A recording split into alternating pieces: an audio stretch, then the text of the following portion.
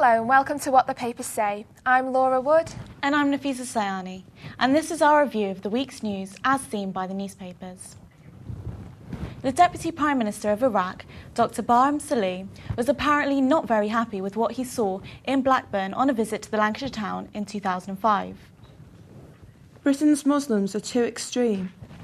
Salih has been invited by MP Jack Straw to visit his constituency, but had a few things to say about the kinds of literature he found in some of the town's mosques. Your mosques are more extreme than ours, he expressed to the Daily Mail. Salih told Conservative MP Tobias Ellwood that what he had seen on his visit would be banned in his native Iraq, and that he was not surprised that we are facing so many problems here in the UK. The Daily Express agrees, telling us, "Why we must ban this hate literature." From literature of hate, we go to the announcement of the Oscar nominations, and some papers are not happy with Keira Knightley's omission from the nominations for Best Actress. Snub to Keira. The Sun also made its feelings known on James McAvoy, also not in the running for an award.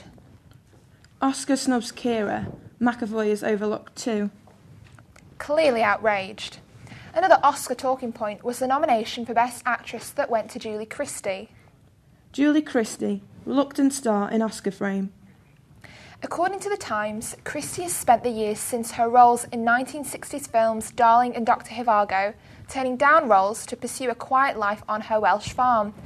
Clearly not a lover of the limelight, unlike Lindsay Lohan, whose film I Know Who Killed Me received 9 nominations. No, not Oscar nominations, Golden Raspberry nominations. For those of you who were unaware that such an accolade existed... The Golden Raspberry Awards do for crap actors what the Oscars do for good ones. Miss Lohan's performance as a schizophrenic was so memorable, she has been nominated twice for Worst Actress. We now move on to the discovery of a new talent. Is it possible that life actually exists on Mars? The Sun explains. Mystery figure in red planet snap. New pictures have revealed a suspect object on the surface of the red planet. The Sun describes the object as a Yeti-like creature with a huge head making its way down a mountainside. This strangely shaped figure bears a great resemblance to the human form, with an outstretched arm and human posture. But what if what we see is just a trick of the eye, an over-enthusiastic look of what we want to be there?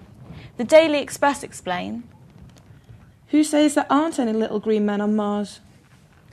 This image was taken 4 years ago by NASA's Mars explorer Spirit.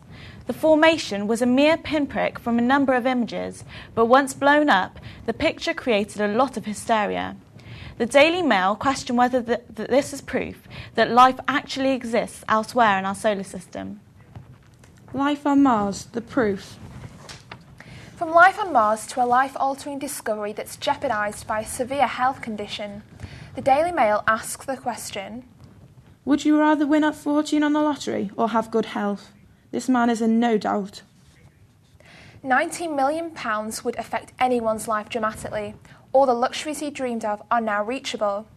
This is not the case for 58-year-old Steve Smith, who was forced to remain within half an hour of a hospital at all times due to a severe medical condition. The Times explains, a weakened wall in his main heart artery could burst and kill him at any moment. With all this money, the couple can't even book a holiday away. His feelings are expressed in the Daily Mail. I'd give it all up to be well. You can't spend it in the cemetery. He describes how he'd rather give up all his money just to be able to spend longer with his wife and watch his children grow up. When Mr. Smith discovered he was the lucky winner, he went straight over to his son. He explains what happened in the Daily Express. I asked my son, have you ever kissed a millionaire? He said no, and I kissed him and said, you have now, boy. This story shows that money doesn't always bring happiness. This has been What the Papers Say. I've been Nafisa Sayani. And I've been Laura Wood. Thank you for watching.